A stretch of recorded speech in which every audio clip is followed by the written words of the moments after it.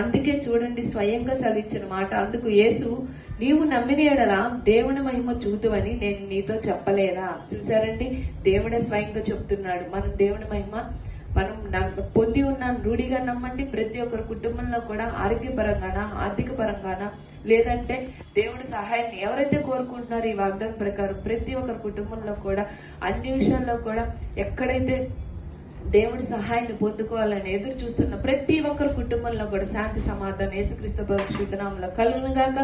ప్రతి ఒక్కరి కుటుంబంలో కూడా ఆరోగ్యపరంగానే కాదు, ప్రతి విషయాల్లో కూడా చెడు వ్యసనాలు, బానిసతలు సంపూర్ణ యేసుక్రీస్తు పరిశుద్ధ విడుదల కలుగును గాక.